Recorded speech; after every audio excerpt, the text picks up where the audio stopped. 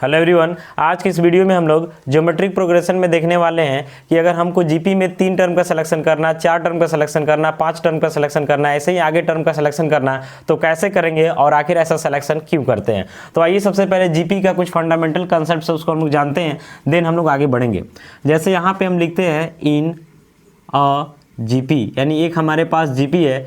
इस जीपी का हम मान लेते हैं कि फर्स्ट टर्म जो है जीपी का फर्स्ट टर्म आपका क्या है, ए है, और कॉमन रेशियो को हम लोग क्या मान लेते हैं, तो आर मान लेते हैं। तो उस सिचुएशन में आपको पता होगा कि अगर हम जीपी को लिखना चाहते हैं, जीपी को लिखना चाहते हैं तो सबसे पहले क्या लिखेंगे, फर्स्ट टर्म यानी ए, इसके बाद क्या हो जाता है तो ए आर यानी आर से मल्टीप्लाई, फिर इसके बाद हो जाता है ए आर स्क्वायर, फिर से आर से मल्टीप्लाई हो गया, फिर हो जाता है ए r Q and so on, आगे चलता है। और जीपी में आपको पता होगा कि कॉमन रेशियो सेम होता है, यानी दूसरे वाले टर्म को अगर पहले वाले टर्म से डिवाइड करते हैं तो जो रेशियो आएगा वही रेशियो अगर हम तीसरे वाले टर्म को दूसरे से डिवाइड करें या चौथे वाले टर्म को तीसरे से डिवाइड करें, तो इस तरीके से जीपी हम लोग पहचान करते हैं।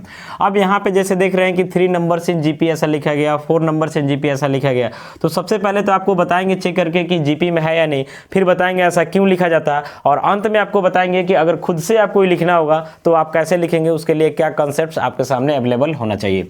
तो देखिए सबसे पहले यहाँ पे लिखा गया 3 नंबर्स इन जीपी, क्योंकि 2 नंबर से तो कोई सीक्वेंस बनता नहीं है, मिनिमम 3 नंबर चाहिए। तो अगर हमको 3 नंबर जीपी में मानना है तो सबसे पहले ए बाई आर है, फिर ए है, फिर हमारा क्या है ए आर है। यानी कहने का मतलब ये हमारा फर्स्ट टर्म, ये हमारा सेकेंड टर्म और ये हमारा थर्ड टर्म। तो ये फर्स्ट टर्म हो गया, सेकेंड टर्म हो गया, थर्ड टर्म हो गया। अगर हम सेकेंड टर्म को फर्स्ट टर्म से डिवाइड कर देते हैं तो यहाँ पे वैल्यू जो आने वाला है आर के इक्वल आने वाला है। वैसे ही थर्ड टर्म को अगर हम सेकेंड टर्म से डिवाइड कर दें तो ये भी आर के इक्वल आने वाला है। यानी यहाँ पे कॉमन रेशियो सेम हो रहा है, इसलिए तीनों नंबर जो है जीपी में माना जाएगा। अब ऐसा क्यों माना गया, तो ऐसा मानने के पीछे रीजन है कि अगर जीपी में तीनों टर्म का प्रोडक्ट दे देता तो उस सिचुएशन में हम लिखेंगे a by r into a r से आर कट जाएगा, सिर्फ बचेगा ए, और हमारा काफी सिंपल वे में ए का वैल्यू निकल जाएगा, कैलकुलेशन इजी हो जाएगा। वैसे ही अगर 4 नंबर्स इन जीपी है तो a by r cube, a by r, a r cube हो जाएगा। First term, second term, third term, fourth term. यहाँ भी कॉमन रेशियो से चेक कीजिएगा तो सेकेंड टर्म को फर्स्ट टर्म से डिवाइड कीजिएगा आर स्क्वायर आएगा, ऐसे ही थर्ड टर्म को सेकेंड टर्म से डिवाइड कीजिएगा तो आपका क्या आएगा आर स्क्वायर आएगा। ऐसे यहाँ पे देख रहा है ना कि फोर्थ टर्म में इसको थर्ड से डिवाइड कीजिएगा तो आर स्क्वायर आएगा, यानी कॉमन रेशियो सेम आएगा। वैसे ही यहाँ पे जितना भी लिखे हैं सब में जो है कॉमन रेशियो सेम आएगा। तो ऐसा मानने के पीछे का मेन रीजन यही है कि अगर हम सबका प्रोडक्ट करते हैं तो उस सिचुएशन में आर जो है आसानी से कट जाता है, और आर कटने के बाद जो है ए का वैल्यू क्विकली निकल जाता है, हमारा कैलकुलेशन काफी ईजी हो जाता है। अब समझेंगे, ये तो जान गए कि ऐसा हम क्यों मानते हैं, ठीक है, इससे क्या फायदा है। अब हम समझेंगे कि खुद से इसको याद कैसे रखें। सबसे डिफिकल्ट काम यही होता है कि एक्चुअली में इसको हम याद कैसे रखेंगे। तो आपको हम जो कंसेप्ट बताने जा रहे हैं उस कंसेप्ट के तहत आपको रटने का जरूरत नहीं पड़ेगा। तो एक बात आप जान लीजिए कि जब भी हम लोग जीपी लिखते हैं तो लेफ्ट से राइट में जाते हैं तो आर से मल्टीप्लाई करते जाते हैं, लेकिन वहीं अगर हम राइट से लेफ्ट में आते हैं तो आर से क्या करना होता है, तो डिवाइड करना होता है। तो जैसे कहने का मतलब है इसी जीपी को हम चाहें लिखना तो ऐसे लिखेंगे, ए हो गया, यहाँ पे हो जाएगा ए आर, यहाँ हो जाएगा ए आर स्क्वायर, यहाँ हो जाएगा ए आर का पावर 3 एंड सो ऑन, आगे बढ़ेगा।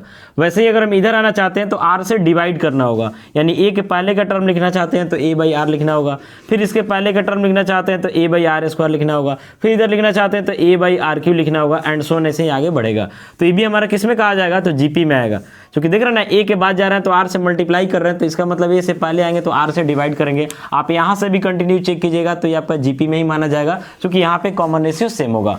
अब देखिए यहाँ पे हम कैसे सेलेक्ट करेंगे, तो सबसे पहले आपको हम इसको ऑड इवन में बांट देते हैं। तो जीपी सेलेक्ट करने के लिए मिनिमम 3 टर्म तो हमको चाहिए ही।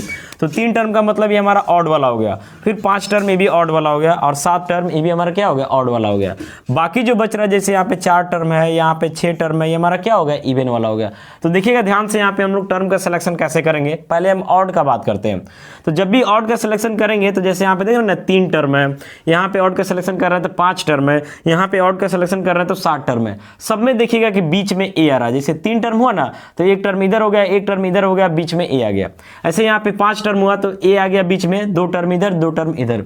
अगर आपका 7 टर्म हो रहा तो 3 टर्म इधर, 3 टर्म इधर, और बीच में क्या आ गया, ए आ गया। जबकि इवन वाला में बीच में ए नहीं आ रहा, सिर्फ ए नहीं आ रहा इवन वाला में, देख रहे हैं ना यहाँ पे भी नहीं आया है, और फिर इवन यहाँ पे है तो यहाँ भी बीच में कहीं डायरेक्टली ए नहीं आया, यानी ए के साथ आर भी आ रहा है। जबकि ऑड वाला में क्या हो रहा है, बीच में ए आ रहा है, बीच में ए आ रहा है, बीच में ए आ रहा है।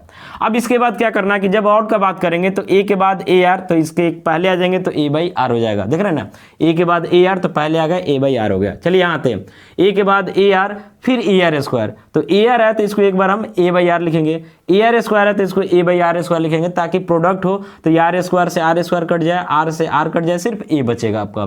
ठीक है, तो देख रहे ना कि जब हमको लिखना है कितना टर्म, 5 टर्म, तो 2 टर्म इधर आ गए, 2 टर्म इधर आ गए और बीच में ए को लिख लिए, 5 टर्म हो गया।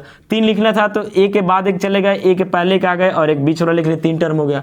ऐसे ही हमको 7 टर्म लिखना है तो ए के पहले 3 टर्म है, इन तीनों को लिखेंगे, ए के बाद 3 टर्म है, इन तीनों को लिखेंगे और बीच में ए भी आ जाएगा। जैसे देखिए यहाँ पे बीच में ए आ गया, इसके बाद ए r square, a r Q, इधर आइएगा तो ए बाई आर हो गया इसके बदले में, फिर इसके बदले में तो ए बाई आर स्क्वायर, फिर इसके बदले में तो ए बाई आर क्यू। तो इस तरीके से ऑड वाले टर्म को लिखेंगे। नहीं, ऑड जब भी लिखना है तो बीच में ए लिख दीजिए, और 7 टर्म है तो 3 इधर लगातार चले जाइए और वही 3 इधर बैक आ जाइए। मान लेते 9 टर्म रहता तो बीच में ए लिखते हैं, 4 टर्म इधर लगातार जाते, a r square, a r cube, a r का पावर 4, वैसे इधर आते a by r square, a by r cube, a by r का पावर 4। इस तरीके से हम लोग ऑड वाले को लिख सकते हैं। अब आते हैं इवन में।